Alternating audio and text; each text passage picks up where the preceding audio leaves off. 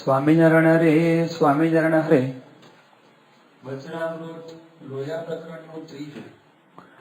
મહાત્માએ જ્ઞાને સહિત નિશ્ચય વાળાનો. સ્વામિનારાયણ હરે. સંમત 1877 કારતક વદી 13 દિવસ શ્રીજી મહારાજ ગામ શ્રી લોયા મધ્યે સુરાખાચરના દરબારમાં રાત્રિના સમયે ઢોલિયા ઉપર બિરાજમાન હતા.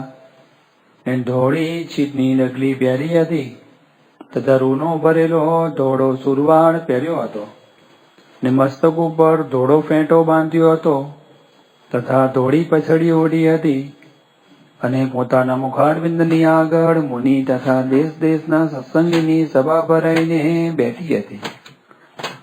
તે સમયને વિશે શ્રીજી મહારાજને ભગવદાનંદ સ્વામી તથા શિવાનંદ સ્વામીએ પ્રશ્ન પૂછ્યો છે.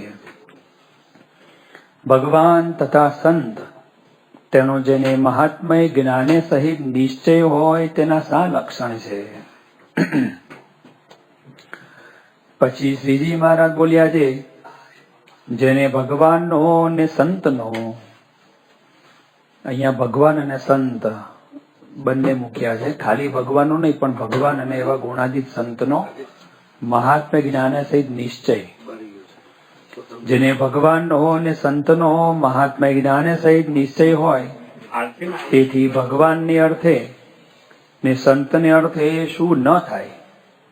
એને અર્થે કુટુંબનો ત્યાગ કરે, લોકલાજનો ત્યાગ કરે, રાજ્યનો ત્યાગ કરે, સુખનો ત્યાગ કરે, ધનનો ત્યાગ કરે, સ્ત્રીનો ત્યાગ કરે અને સ્ત્રી હોય તે પુરુષનો ત્યાગ કરે. એમ કહીને પછી સર્વે હરિભક્તની વાર્તાઓ એકબીજા કેડે કરી ગામ ડડુસરવાળા રાજપૂત ગલુજી તથા ધર્મપુરવાળા કુશળ કુંવરબાઈ તથા પર્વતબાઈ તથા રાજબાઈ તથા જીવુબાઈ તથા લાડુબાઈ તથા મોટા રામબાઈ તથા દાદો ખાચર તથા માંચો ભક્ત તથા મૂળજી બ્રહ્મચારી તથા ભુજવાડા લાદીબાઈ ને માતાજી તથા મુક્તાનંદ સ્વામી તથા વાળાક દેશનો આહિર પટેલ સામત તથા ગામ માનકોવાના મૂળજી તથા કૃષ્ણજી તથા વાળાક દેશમાં ગુંદાળી ગામના 2 કાઠી હરિભક્ત ઇત્યાદિ જે સત્સંગી તેમણે ભગવાનને અર્થે ને સંતને અર્થે જે કર્યું તેને વિસ્તારીને કહેતા હવા અને વળી એમ કહ્યું છે, જેને ભગવાનનો નિશ્ચય મહાત્મય જ્ઞાન સહિત હોય તે ભગવાનના વચનમાં ફેર પાડે નહીં ને જેમ કહે તેમ કરે. તે ઉપર પોતાની વાત કરી છે. અમારો સ્વભાવ કેવો હતો તો ગોદોહન માત્ર એક સ્થાનકમાં રહેવાય નહીં, રહેવાય પણ વધુ રહેવાય નહીં એવા ત્યાગી હતા અને વૈરાગ્ય અતિશય હતો ને શ્રી રામાનંદ સ્વામી ઉપર હેત પણ અસાધારણ હતું. તો પણ સ્વામીએ ભુજનગરથી કહી મોકલ્યું છે, જો સત્સંગમાં રહ્યાનો ખપ હોય તો થાંભલાને બાત લઈને પણ રહેવું પડશે. એમ મયારામ ભટ્ટી આવીને કહ્યું ત્યારે અમે થાંભલાને બાત લીધી. ત્યાર પછી તેમણે કહ્યું છે, મુક્તાનંદ સ્વામીની આજ્ઞામાં રહો. પછી અમે સ્વામીના દર્શન થયા મોર 9 મહિના સુધી મુક્તાનંદ સ્વામીની આજ્ઞામાં રહ્યા. એવે લક્ષણે કરીને જેને સંતનો અને ભગવાન એવો નિશ્ચય હોય તેને જાણીએ. અને પછી સુંદરજી સુતા અને ડોસા વાણિયાની વાત કરી અને વળી જેને ભગવાનનો અને સંતનો એવો નિશ્ચય હોય તેને તેની કોરનો કેફ વર્તે એમ કહીને રાણા રાજગરની વાર્તા કરી અને પ્રહલાદની વાર્તા કરી છે. પ્રહલાદ જે તે નૃસિંહજી પ્રત્યે બોલ્યા છે, હે મહારાજ, હું આ તમારા વિકરાળ રૂપથી નથી બીતો ને તમે જે મારી રક્ષા કરી તેને હું રક્ષા નથી માનતો ને તમે જ્યારે મારા ઇન્દ્રિયો રૂપ શત્રુના ગણ થકી રક્ષા કરશો ત્યારે હું રક્ષા માનીશ. માટે જે ભગવાનનો ભક્ત હોય તે દૈહિક રક્ષા ભગવાન કરે તેણે કરીને હર્ષ ન માને, હર્ષ ન પામે ને રક્ષા ન કરે તેણે કરીને શોક ન કરે અને અલમસ્તકો ભગવાનને ભજે. અને ભગવાન ને સંત તેનું મહાત્મ્ય બહુ જાણે. તે ગામ તે ઉપર ગામ કઠલાલની ડોસીની વાત કરી અને આવી રીતનો જે હરિભક્ત હોય તેનો દેહ પગ ઘસીને પડે, વાઘ ખાઈ જાય, સર્પ કરડે, શસ્ત્ર વાગે, પાણીમાં બુડી જાય ઇત્યાદિ ગમે તેવી રીતે અપમૃત્યુ કરીને દેહ પડે તો પણ એમ સમજે છે ભગવાનના ભક્તની અવળી ગતિ થાય જ નહીં, એ તો ભગવાનના ધામને જ પામે. અને ભગવાનથી વિમુખ હોય તેનો દેહ સુધી સારી પેઠે પડે ને ચંદનના લાકડામાં સંસ્કારે યુક્ત બળે તો પણ તે તો નિશ્ચય યમપુરીમાં જાય. એ બેની વ્યક્તિ સારી પેટે સમજે, એ સર્વે પ્રકારની જેના હૃદયમાં દ્રઢ ગાંઠ પડી જાય તેને ભગવાન ને સંતનો મહાત્મય સહિત નિશ્ચય છે એમ જાણવું. અને એવો નિશ્ચય વાળો જે હોય તે જરૂર બ્રહ્મ મહોલમાં જ પૂગે, પણ બીજે ક્યાંય કોઈ ધામમાં ઓરો રહે નહીં. ઇતિ વચનામૃતમ. એવી રીતે લોયા પ્રકરણનું ત્રીજું થયું. અહીંયા શ્રીજી મહારાજ બહુ સુંદર જવાબ આપે છે. પ્રશ્ન પણ એવો પૂછ્યો કે જેને ભગવાનનો અને સંતનો મહાત્મ્ય જ્ઞાનથી નિશ્ચય હોય તેના કેવા લક્ષણ હોય. તો મહારાજે પહેલા જ કીધું કે જેને ભગવાન અને સંતનો મહાત્મ્ય મહિમા સહિત ભગવાનને ખરેખર ભગવાન જાણ્યા હોય, અને આ સંત એ ભગવાનના સંત છે, ભગવાનના ધારક સંત છે, એની સામર્થ્ય જાણી હોય, એવું જાણીને જેને નિશ્ચય થાય ને એના આવા લક્ષણ હોય. તો શું કીધું કે ધનનો ત્યાગ કરે, લોકલાજનો ત્યાગ કરે, કુટુંબનો ત્યાગ કરે, સ્ત્રી હોય તે પુરુષનો ત્યાગ કરે, પુરુષ હોય તો સ્ત્રીનો ત્યાગ કરે. ટૂંકમાં શું ન થાય, જે પ્રમાણે આજ્ઞા કરે એ પ્રમાણે એ કરવા માંડી પડે. હમણાં તાજેતરની અંદર રાજકોટની અંદર પરમ પૂજ્ય પ્રમુખ સાહેબ મહારાજનો જન્મ જયંતિ મહોત્સવ ખૂબ ધામધૂમપૂર્વક ઉજવાયો.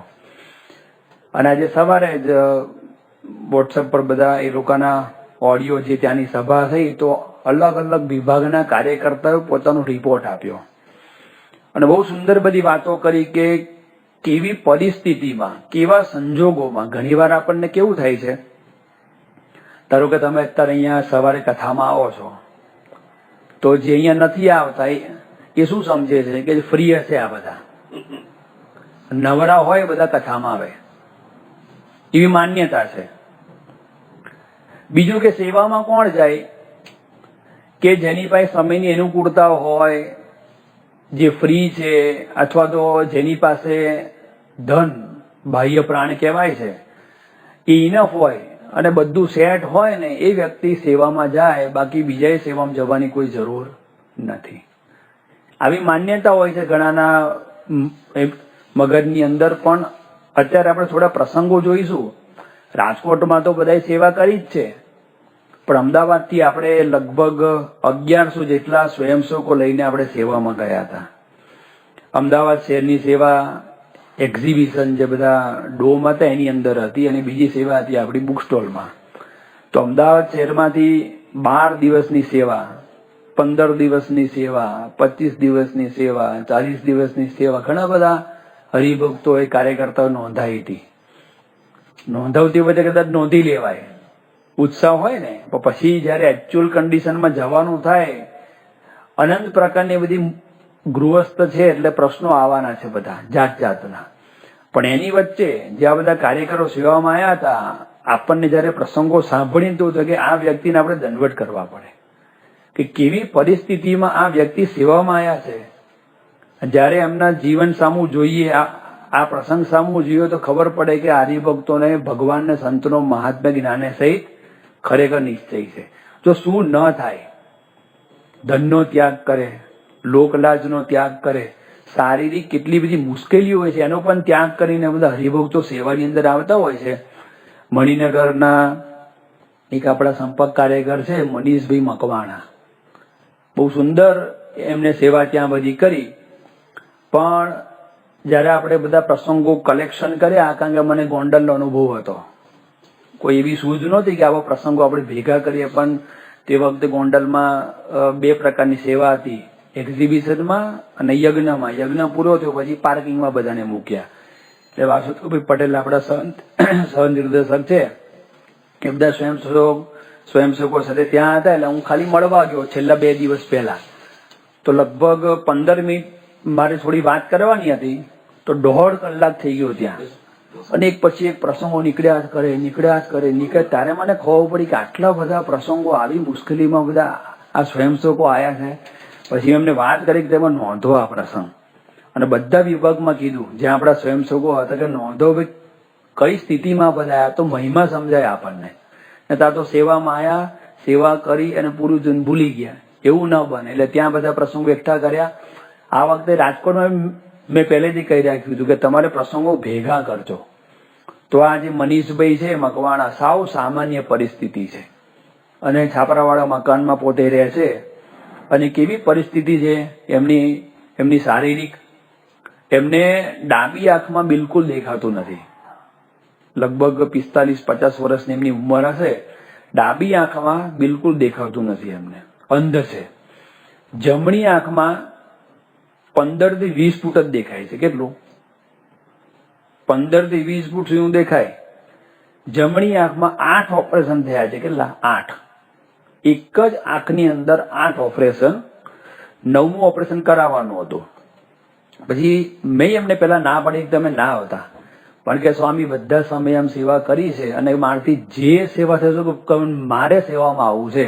કેવી પરિસ્થિતિ કે 2 ડોમની વચ્ચે કાર્યકર્તાઓને એક રૂમ હતો. એટલે ત્યાં જે નાસ્તો આવે, પાણી આવે, એને આરામ કરવો હોય તો આરામ કરે ત્યાં થોડોક સમય, એવી આપણે વ્યવસ્થા રાખી હતી. પણ થોડુંક અંધારું હતું, ત્યાં લાઈટ ઓછી હતી. હવે આ જે મનીષભાઈ મકવાણાને પાણી પીવા જવું હોય ને તો બહાર તો દેખાય, પછી એવા અંદર જાય ને એટલે બ્લેન્ક થઈ જાય, બધું કાળું ગમત દેખાય. એટલે અંદર જાય, એ હાથથી ફાંફા મારે, એ ગ્લાસ લે, વોટર જે પેલો જગ હતો શોધે અને પાણી પીએ ને પછી બહાર આવે. સાંજ પડે દેખાય નહીં તો કાર્યકરો મદદ કરે, એનો હાથ પકડી અને લઈ જાય, ત્યાં જમાડે અને પછી રૂમ પર લઈ જાય. પણ આવી પરિસ્થિતિમાં પણ એ વ્યક્તિ 12 દિવસ સુધી સેવાની અંદર પોતે ત્યાં પધાર્યા. ઉમેશભાઈ ભાવસર નામના સાબરમતીના આપણા સંપર્ક કાર્યકર છે અને મચ્છર જાળીનું ફિટિંગનું પોતે સામાન્ય એ કામ કરે છે. ઉમેશભાઈને જયારે પૂછવામાં આવ્યું તો દિલ્હી અક્ષરધામથી લઈને અત્યાર સુધીના બધા સમયમાં એમણે સેવા કરેલી છે અને આર્થિક સ્થિતિ એમની બહુ સામાન્ય છે. 2 વર્ષ પહેલા એમને લકવાનો એટેક આવ્યો હતો અને એટેકની અંદર ડાબી બાજુનો ભાગ એટલે કે હાથ અને પગ બંને જલાઈ ગયા હતા. ટ્રીટમેન્ટ બધી ચાલતી હતી. તો અત્યારે આમ હાથે સારું છે, પગે થોડા લંઘાતા એ પોતે ચાલે છે. એટલે પછી કાર્યકર્તાઓએ વાત કરી કે તમે સેવા તો બધા સમય આમ કરી છે. ગયા વર્ષે ગોંડલમાં પણ પોતે લગભગ 18 દિવસ સુધી પોતે સેવાની અંદર આવ્યા હતા અને આ વર્ષે પણ એમને ઉત્સાહ બતાવ્યો કે ના મારે સેવામાં તો આવું જ છે. કાર્યકરે ના પાડી તો એને શું કહ્યું કે તમે કહેશો તો આવીશ ને એને નહીં કહેશો તો પણ આવીશ, કે મારે તો સેવા કરવી છે. આ ડાયલોગ જૂનો છે પણ બીજા અર્થમાં છે, આ પોઝિટિવ અર્થમાં છે. એને વાત કરી કે તમે કહેશો કે નહીં કહો, મારે સેવામાં આવવું છે. અને એ પોતે સેવામાં આયા અને સતત 15 દિવસ સુધી આ હરિભક્તે ત્યાં સેવા એ કરી. બાકી તમે સેવામાં આવો ને, સૌથી મેઇન પ્રોબ્લેમ કયો હોય, આપણે વૃદ્ધોને કેમ ના પડે કે તમે સેવામાં ના આવો? કારણ કે ઉતારો જુદી જગ્યાએ હોય, જમવાનું આમ હોય અને સેવાનો વિભાગ આમ હોય. હવે મને પેલા કાર્યકર કહેતા હતા કે સ્વામી એને કંઈક સ્ટેપ ગણતા હશે કે સ્વામી દિવસમાં અમે 14 કિલોમીટર ચાલીએ છીએ કે રોજનું. ઘરે તો દૂધ લેવા બાઇક પર જતો હોય, બાજુમાં દુકાન તો બાઇક કાઢે કે અમે રોજનું 14 કિલોમીટર ચાલીએ છીએ કે આમ આમ આમ આમ. તો આવી મુશ્કેલીમાં આવી શારીરિક પરિસ્થિતિ છે પણ એ હરિભક્તે એ ત્યાં સેવાની અંદર પોતે જોડાયા. પોતાને તો બીમારી હોય પણ ઘરના અન્ય સભ્યોને પણ જે બીમારી હોય એ છોડીને પણ ઘણા હરિભક્તો કાર્યકર્તા ઓડા સેવામાં આવ્યા હતા. ગુંજનભાઈ પંચાલ નામના આપણા સેટેલાઇટના યુવક છે અને પહેલા પોતે યુવક કાર્યકર હતા. અત્યારે YSS ની અંદર સહસંચાલક તરીકે પોતે સેવા આપે છે. અહીંયા તાવડીપુરામાં જ એમનું કારખાનું છે, એના ફાધર પોતે કામ કરે છે. અને મને પેલા કાર્યકરે પ્રસંગ કહ્યો, આ તો ભાઈ કશું બોલ્યા જ નહોતા પણ એની જોડે જે કાર્યકર હતા, હું નામ ભૂલી ગયું, હરિકૃષ્ણ શેઠ, એને મને આ પ્રસંગ કીધો કારણ કે એની સાથે જ હતા. એને વાત કરી કે સ્વામી સેવામાં જવા માટે 12 દિન સેવા તો નોંધાઈ. અને આપણને ખ્યાલ છે કે જયારે ધંધો કે નોકરી લઈને બેઠા હોય આપણે તો પહેલેથી પ્લાનિંગ થોડું કરવું પડતું હોય છે.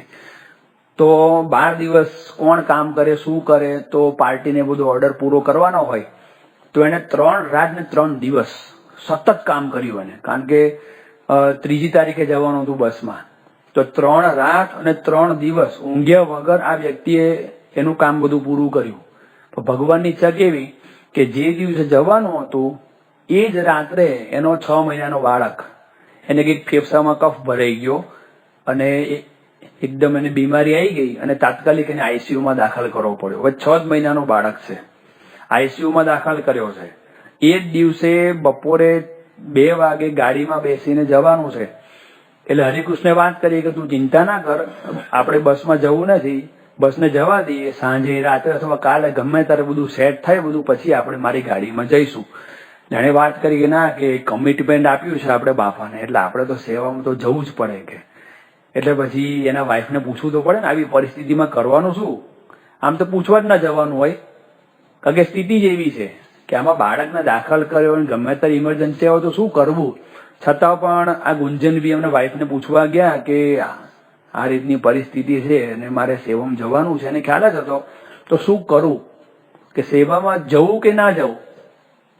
જો સમજણ, આ મહાત્મય જ્ઞાને છે નિશ્ચય, એ આખી જુદી જ વસ્તુ છે. એના ધર્મપત્નીએ વાત કરી કે બરાબર છે કે આપણો બાળક આઈસીયુમાં દાખલ છે ને ડોક્ટરે કહ્યું છે કે બધું સારું થઈ જશે. પછી એને વાત કરી કે જો તમે ના જાઓ ને અત્યારે સેવામાં તો તમારી નિષ્ઠામાં ખોટ આવે, અને હું તમને અત્યારે ના પાડું ને તો મારી નિષ્ઠામાં ખોટ આવે.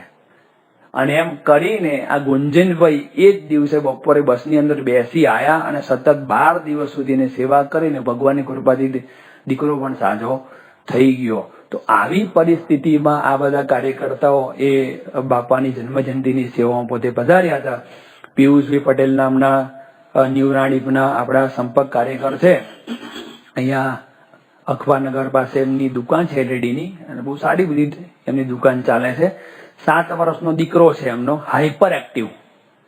હાઈપર એક્ટિવ એટલે મેં છે ને ખાલી આમ સાંભળ્યું હતું કે હાઈપર એક્ટિવ એટલે બહુ ધમાલ કરતો હોય, પણ અમે બારીનમાં ગયા હતા ને, એક છોકરો જોવે હાઈપર એક્ટિવ, 5 વાગ્યાનો સવારનો જાગે, રાતના 12 વાગે એવી ને એવી એનર્જી એના, બોલો. સામેવાળા થાકી જાય એને કઈ ના થાય. અને ડોક્ટરે સલાહ આપી હતી કે આને ખાંડ, ગોળ, ચોકલેટ કશું આપવાની, જો આપશો ને તો એનર્જી ફૂલ થશે પાછી. હવે કેટલો સાચવવો પડે આને. હવે એ પ્રકારનો આ છોકરો 7 વર્ષનો હાઈપર એક્ટિવ, એક 12 વર્ષની એની દીકરી. હવે પ્રસંગ કેવો બન્યો કે સેવામાં જવાનું હતું, એના લગભગ 25 દિવસ પહેલા એમના માતુશ્રીને કમરમાં દુખાવો થયો, અને પછી ડોક્ટરને બતાવ્યું તો કીધું ભાઈ કમરની અંદર જે છેલ્લો મણકો છે ત્યાં મોટી ગાંઠ થઈ છે, એટલે ઓપરેશન કરવું પડશે. એટલે ઓપરેશન કરાયું તો કેવું થયું, એક ગાંઠ નહીં 80 ગાંઠ નીકળી. એ જગ્યાએથી 80 નાની એવી, કારણ કે જેમ જેમ પેલું કાઢતું એ બધી ગાંઠો નીકળતી જાય, 80 ગાંઠ નીકળી. એટલે 20 દિવસ સુધી ત્યાં દવાખાનામાં ત્યાં દાખલ કર્યા, પછી ઘરે લાયા, પછી ડ્રેસિંગ કરવાનું એના વાઈફ એકલા, અને આ ત્યાં દુકાને જાય, છોકરો હાઈપર એક્ટિવ, કરવું શું. એટલે પછી તો એના વાઈફને પૂછ્યું કે ભાઈ આ રીતની છે, શું કરવું છે. તો કે ના, હું છોકરાને સાચવીશ અને મમ્મીની પણ હું બધી દેખરેખ રાખીશ, પણ તમે જાઓ. અને એ પોતે ત્યાં સેવામાં આવ્યા, અને પછી ગોળીઓ બધી ડોક્ટરે આપી એટલે ગરમ પડી, એટલે પછી સંડાસની અંદર બધું બ્લડ ફરવા માંડ્યું. એટલે ત્યાં ફોન કર્યો, એ પાછા આવ્યા, ડોક્ટરને બતાવ્યું, એટલે 1-1.5 દિવસ રહ્યા અને પાછા પોતે સેવાની અંદર આવી ગયા. તો આવી કપરી પરિસ્થિતિની અંદર પણ આ બધા હરિભક્તોએ ત્યાં સેવામાં બધા જોડાયા હતા. જેમ શારીરિક મુશ્કેલીને અવગણીને જે હરિભક્તો સ્વયંસેવકો આવ્યા, એમ ધન, મહારાજે વાત કરી લોયામાં આ વચનામૃતમાં કે ધનનો ત્યાગ કરે. હવે આ છે ને બહુ અઘરું છે. કદાચ પરિસ્થિતિ સારી હોય, 65% સુખી હોય તો થોડું ઘણું છોડવામાં વાંધો નથી, પણ સાવ સામાન્ય પરિસ્થિતિ હોય, રોજનું લઈને રોજ ખાતા હોય, એ પરિસ્થિતિમાં સેવામાં આવવું ને એ ખરેખર ભગવાનને સંતનો નિશ્ચય હોય ને તો જ આવી શકાય છે. હિંમતભાઈ રાઠોડ નામના નારાયણનગરના આપણા કાર્યકર છે અને રવિ સેવા મંડળમાં પોતે વર્ષોથી સેવા આપે છે. એમના ઘરની અંદર એમના માતુશ્રી છે, 2 દીકરા છે, એમના વાઈફ છે, અને 2 ભાઈઓ ભેગા રહે છે. 4 રૂમ રસોડાનું મકાન છે. 2 રૂમમાં એક ભાઈ ને બીજા રૂમમાં, જે 2 રૂમમાં એના બીજા ભાઈ રહે છે. સંતો એને ઓળખે છે. એક દીકરો છે ને ગાંડો છે. એક દીકરાને કઈ એને કઈ ખ્યાલ જ નથી આવતો. અહીંયા કાલે જ મળ્યા હતા અમને. તો એક દીકરો ગાંડો છે. મોટો દીકરો છે એ પોતે સામાન્ય પોતે નોકરી કરતો હતો, ITI થયો છે, અને લગભગ સમયના 20 દિવસ પહેલા એની જોબ છૂટી ગઈ. અને આમને પણ સેવામાં આવું હતું. હવે 10,000 રૂપિયા મહિને કમાય, કોઈ બેંકમાં બેલેન્સ નહીં, કોઈ બીજી આવક નહીં. એના વાઈફ હતા તો પેલા દીકરાને સંભાળે, હાઉસવાઈફ તરીકે સેવા કરતા હતા. એટલે એને વાત કરી કે શું કરવું હવે, કે સેવામાં તો જવું જ છે. જો સેવામાં જાય 15 દિવસ તો ઘર કેવી રીતે ચાલે?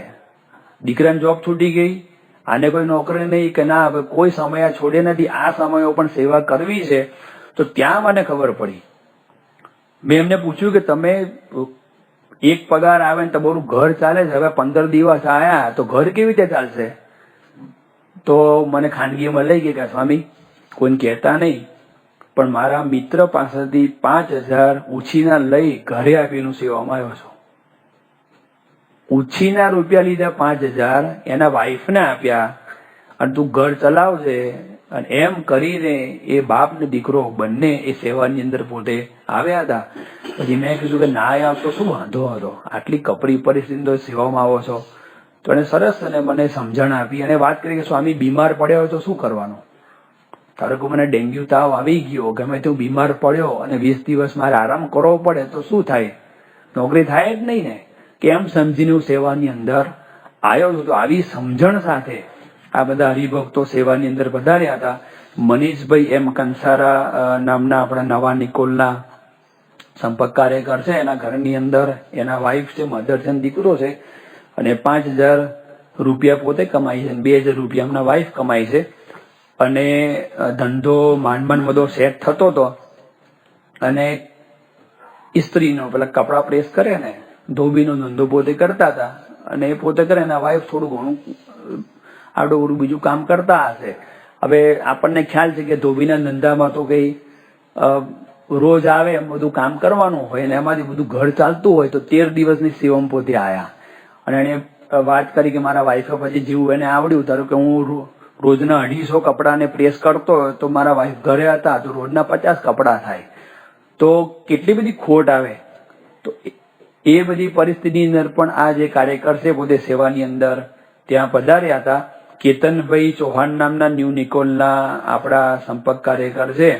એને વાત કરી કે સ્વામી હું, મારા પત્ની, મારો મોટો બાબુ, નાનો બાબુ, અમે 4 જણ સેવામાં હતા. કેટલા? રાજકોટમાં. એના ભાઈ રસોડામાં, અને એ બાપની 2 દીકરા એક્ઝિબિશનની સેવામાં હતા. તો 4 જણ. બધું ઘેર કોણ છે? તો કે મારા બેબી છે. તો કે શું કરે છે? કે MBA નું ભણે છે. કે મારી બેબી ઘેર છે, MBA નું ભણે છે, અને હમણાં જ અમે એક દુકાન રાખી છે રેન્ટ ઉપર. 7,000 ભાડું છે અને 25,000 ડિપોઝિટ છે. કે આ 4 તારીખથી એનું ભાડું શરૂ થાય છે, ડિપોઝિટ આપી દીધી છે, હજુ દુકાન સેટ કરવાની છે. તોય એ 4 વ્યક્તિ સેવામાં આવ્યા. અને એની દીકરીની એક્ઝામ આવતી હતી તો પોતે એક્ઝામ આપે, અને એક્ઝામના જે આપીને ઘેર આવે એટલે પછી દુકાને જાય, ત્યાં દુકાને બેસે. એટલે દુકાન પણ સંભાળે એની દીકરી, અને ઘર પણ સંભાળે. તો આ રીતનું એડજસ્ટમેન્ટ કરીને આ હરિભક્ત સેવાની અંદર પોતે ત્યાં પધાર્યા હતા. ડોક્ટર ચિંતનભાઈ ડોબરિયા છે, આપણા યુવક છે, અને સારંગપુરની અંદર પોતે અભ્યાસ એમણે કરેલો છે. ડેન્ટિસ્ટ છે પોતે, એના વાઈફ પણ ડેન્ટિસ્ટ છે. અને અમદાવાદની અંદર 3 એમના દવાખાના છે. ન્યૂ નિકોલમાં છે, વિરાટનગરમાં છે, અને જૂના બાપુનગરમાં છે.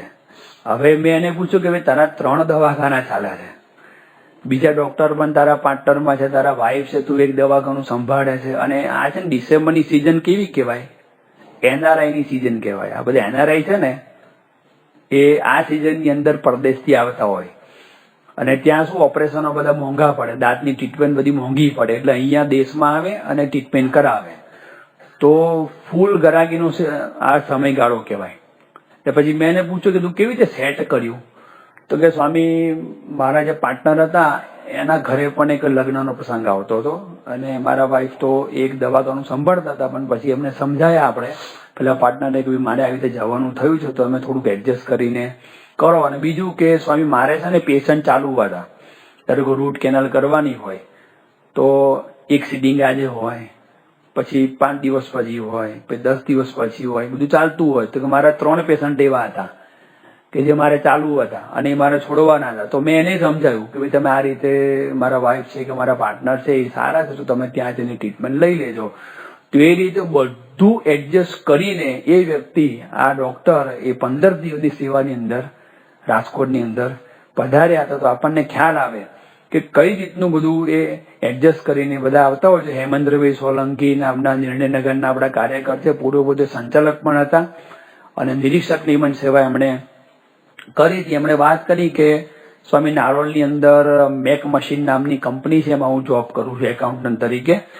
અને ગયા વર્ષે મારે ગોંડલમાં સેવામાં આવું છું, પણ એડજસ્ટ થયું ને એટલે મેં 6 મહિના પહેલા મારા સાહેબને વાત કરી કે સાહેબ આ વખતે તો તમારે મને રજા આપવી જ પડશે. કે ભાઈ આટલી બધી રજા ના અપાય. તો કે હું જે રવિવારે મારે રજા હોય છે તો હું એડજસ્ટ કરી આપીશ, તે રવિવારે હું તમને એડજસ્ટ કરી આપીશ અને કદાચ શનિવારે પણ ઓવરટાઈમ કહીશ, પણ તમે મને રજા આપો. તો એને વાત કરી કે લગભગ 4 મહિનાથી પોતે શનિ રવિ પોતે ઓવરટાઈમ કરે, રવિવારે પોતે જાય અને 3 ડિસેમ્બરે સેવામાં જવાનું હતું. તો 2 ડિસેમ્બરે પણ પોતે રવિવારે ત્યાં ગયા અને બધું કામ પૂરું કરી અને રજા લઈને પોતે ત્યાં સેવાની અંદર પધાર્યા. તો આવી રીતે એડજસ્ટમેન્ટ કરીને પણ હરિભક્તો એ પધાર્યા હતા.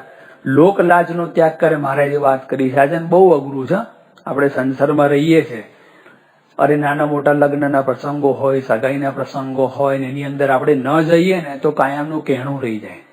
યાદ કર્યા આપણને કે તમે આટલા વર્ષ પહેલા મારા છોકરાનું લગ્ન હતું, મારી દીકરી લગ્ન હતું ને તમે આયા નહોતા.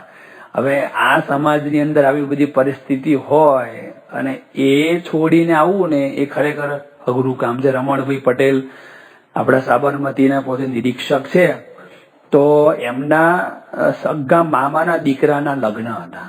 અમેરિકાથી આવ્યા હતા લગ્ન કરવા માટે અને લગભગ 13/12/2018 13 તારીખે એના લગ્ન હતા. તો એના પત્ની વાત કરી કે તમે નિરીક્ષક છો, વાત બરાબર છે, પણ આ મામાનો દીકરો અમેરિકાથી આવ્યો છે અને તમે જો આ રીતે સેવામાં જતા રહેશો તો પછી કેવું લાગશે એ લોકોને. એને વાત કરી પણ તમે તો જાઓ છો ને, તમે જાઓ, હું અહીંયા સેવામાં જઈશ. પણ ના કે ભાઈ મામાના દીકરાને કેવું લાગે. તો આ કાર્યકર જો કેવા નિષ્ઠાવાન કહેવાય. એને શું વાત કરી કે તમને વિચાર એવો આવે છે કે મામાને કેવું લાગશે, મામાના દીકરાને કેવું લાગશે. મને વિચાર એવું આવે છે કે હું સેવામાં નહીં જઉં તો મારા નીચેના કાર્યકરને કેવું લાગશે કે નિરીક્ષક તમે સેવામાં ના આવ્યા, કે બાપાને કેવું લાગશે. તો આ વિચારથી એના સગા મામાના દીકરાના લગ્ન છોડીને પોતે સેવાની અંદર પોતે પધાર્યા. તો લોકલાજનો ત્યાગ કે લોકો શું કહેશે એ વિચારનો ત્યાગ કરીને પણ સેવાની અંદર પધાર્યા. નિલેશભાઈ ચૌહાણ નામના નવા નિકોલના એ આપણા હરિભક્ત છે, એને બહુ સરસ વાત કરી હતી કે 10/12/2018 ના દિવસે એમના સગી ભત્રીજીના સગાઈ હતી અને આમ તો છેલ્લે બધું ગોઠવાયું હતું. એટલે એમણે એમના ભાઈને પહેલેથી કહી દીધું હતું કે જો મેં તો 3 મહિના પહેલા સેવામાં નામ નોંધાયું છે, મારે જવાનું જ છે અને જો કદાચ સગાઈનું આવે તો હું આવી શકીશ નહીં. તો એ તારીખની અંદર સગાઈ આવી. એટલે આ તો કાર્યકર ત્યાં સેવામાં આવ્યા, પણ એના પપ્પા ગામડેથી સેવામાં આવ્યા. તો બાપ અને દીકરા બંને વ્યક્તિ ત્યાં સેવાની અંદર હતા. તો સગા ભાઈના દીકરી એના મેરેજ થોડી સગાઈની અંદર પણ પોતે ગયા નહીં અને ત્યાં સેવાની અંદર પોતે જોડાયા. ઘણા પ્રસંગ કેવા હતા કે આપણે વાત કરી કે ભાઈ એડજસ્ટમેન્ટ, નોકરીમાં જે સેટ હોય કે ધંધામાં એડજસ્ટમેન્ટ કરી બધા સેવામાં આવ્યા, પણ નોકરી છોડીને હવે આ તો સર્વસ્વ ત્યાગ કહેવાય. અને આજના જમાનામાં તમે એકવાર નોકરી છોડો ને પછી અત્યારે નવી નોકરી મળવી એ બહુ જ અઘરું છે, બહુ જ અઘરું છે. તો એવા 3 હરિભક્તો આપણને મળ્યા છે નોકરી છોડીને. યોગેશભાઈ ગઢવી જે છાત્રાલયના આપણા પૂર્વ વિદ્યાર્થી છે, એણે વાત કરી કે સ્વામી રિલાયન્સ જીઓમાં કોન્ટ્રાક્ટ બેઝ ઉપર પોતે નોકરી કરતા હતા અને સેવાની જયારે વાત થઈ તો સેવા તો એને લખાઈ અને પછી એના સાહેબને આગળ વાત કરી કે મારે તે સેવામાં જવાનું છે, મને તમે રજા આપો તો કે આપીને અને છેલ્લે પછી ના પાડી દીધી કે હવે તને રજા મળશે નહીં. તો જવાના 2 દિવસ પહેલા એ નોકરી છોડી દીધી એમણે અને સેવાની અંદર પોતે ત્યાં પધાર્યા હતા. જિજ્ઞેશભાઈ મુકેશભાઈ પંડ્યા નામના સાબરમતીના એ આપણા કાર્યકર છે. ઘરમાં 3 વ્યક્તિ રહે છે, માતા, બેન અને બેન એમના મંદ બુદ્ધિના છે. 3 જ વ્યક્તિ છે. પોતે છે, એના પપ્પા તો બાળપણમાં જ ધામમાં જતા રહ્યા હતા. એ પોતે, એના માતા અને બેન. એ બેન મંદ બુદ્ધિના છે, માતા વૃદ્ધ છે. એટલે કમાનારા કોણ થયા? એક જ વ્યક્તિ છે. અને બોથમલ મેઘરાજ ડિસ્પોઝેબલ નામની એક બહુ મોટી દુકાન છે, એની અંદર પોતે છેલ્લા 12 વર્ષથી નોકરી કરતા હતા. પગાર પણ લગભગ 14,000 જેવો હતો એમનો. અને એમને શેઠને વાત કરીશ કે મને તમે રજા આપજો, આવી રીતે મારે જવાનું થશે. એટલે પેલા એને હા પાડી હશે અને જયારે છેલ્લે એને પૂછ્યું કે મારે હવે જવું પડશે કે આટલી બધી રજા ના મળે, અત્યારે સિઝનનો સમય છે, લગ્નની સિઝન છે, આમ છે તેમ છે, પેલું છે કે તને રજા ના મળે. ને વિનંતી કરે કે સાહેબ આ 14 વર્ષથી તમારે ત્યાં નોકરી કરું છું, કોઈ દિવસ મેં આવી રજા માંગી નથી. અને મારા ફાધર ધામમાં ગયા, મારા મધર વૃદ્ધ છે, મારા બેન મન બુદ્ધિના છે, મારે સેવા કરવાની ઘણા વર્ષોથી ઈચ્છા હતી, કોઈ દિવસ મારી ઈચ્છા પૂરી થઈ. મારે આ વખતે ગમે તેમ કરીને સેવામાં જવું જ છે, તમે મને રજા આપો, કોઈ એડજસ્ટમેન્ટ કરો. એટલે શેઠે ના પાડી અને પછી આણે તો નોકરી છોડી દીધી, સેવામાં આવ્યા. હજુ એને જોબ મળી નથી. આપણે પ્રયત્ન કરીએ છીએ પણ હજુ એને જોબ મળી નથી. તો કેટલું મોટું રિસ્ક વ્યક્તિ લે છે. પણ જો ભગવાન ને સંતનો મહાત્મ્ય જ્ઞાને છે નિશ્ચય હોય તો શું ન થાય. સેવાની અંદર પોતે ત્યાં પધાર્યા હતા. પ્રજ્ઞેશભાઈ પ્રમોદ કુમાર ઉપાધ્યાય નામના સાબરમતીના આપણા સંચાલક છે, એમણે પણ વાત કરી કે રાજકોટની અંદર જયારે સેવાની બધી વાત આવી ને મારે સેવાની અંદર આવું હતું તો 6-1 મહિના પહેલા વાત કરી હતી કે આ રીતે મારે જવાનું થશે તો તમને રજા આપજો. એટલે હા પાડી હશે. પછી લગભગ 25 દિવસ પહેલાના સાહેબે કહ્યું કે મૌખિક પરવાનગી આપી કે હું તને રજા આપીશ અને કે જવાના 2 દિવસ પહેલા તમે આવીને બધું જે રજા ચિઠ્ઠી આપવાની હોય એ બધું હું તમને આપી દઈશ. એટલે કામ બહુ હતું એટલે બધું રહી ગયું. તો જવાના જ દિવસે લગભગ 2 વાગે આપણી બસ પડવાની હોય, 12 વાગે કે સાહેબ પેલું આપણે વાત કરી હતી પ્રમાણે હવે મને તમે રજા આપો. એટલે શેઠે વાત કરી કે આવી તો રજા ના મળે, કે તમે મને 6 મહિના પહેલા કહ્યું હતું, 3 મહિના પહેલા આ પાડી છે, 25 દિવસ પહેલા તમે કન્ફર્મ કર્યું છે મારે જવાનું છે, મેં તો પૈસા ભરી દીધા છે, મારે તો જવું જ પડશે, કે તમે રજા આપો કે 2 દિવસની આપું રજા, એનાથી વધારે તમને રજા મળે નહીં. એટલે પછી આમ થયું કે ભાઈ આ કેવા વ્યક્તિ છે. અને એ જ વ્યક્તિએ એને રિઝાઇન આપી અને ત્યાંથી નીકળ્યા. 3 વાગે બસમાં બેસી અને સેવામાં પોતે આયા. પણ ભગવાનની કૃપાથી બીજી જોબ પણ અત્યારે મળી ગઈ છે. પણ આપણને થાય કે મહારાજના સમયમાં જેમ સમર્પણ હતું એમ અત્યારે પણ હરિભક્તોના જીવનમાં આપણને સમર્પણ દેખાય છે. તો આવા તો કેટલા બધા હરિભક્તો અને બધા કાર્યકર્તાઓ હશે. રૂટીન સેવાની અંદર પણ એટલા બધા કાર્યકર્તાઓ પોતાનો નોકરી, ધંધો, વ્યવસાયને ગૌણ કરીને, કુટુંબને ગૌણ કરીને, પૈસાને ગૌણ કરીને બધા સેવાની અંદર એ આવતા હોય છે. તો મહારાજ સ્વામીના ચરણોમાં ખાસ આપણે પ્રાર્થના કરીએ કે જેને જેને સમયાઓમાં બધી સેવા કરી છે અને જે કઈ તકલીફની અંદર આવ્યા છે તો મહારાજ સ્વામી બધાની તકલીફ દૂર કરે અને એમના જેવો સમર્પણ ભાવ આપણા સૌના જીવનમાં પણ દ્રઢ થાય. સ્વામિનારાયણ ભગવાનની જય. ગુણાતીતમ ગુરુ દિવ્ય રૂપમ પરમ શાંતિદમ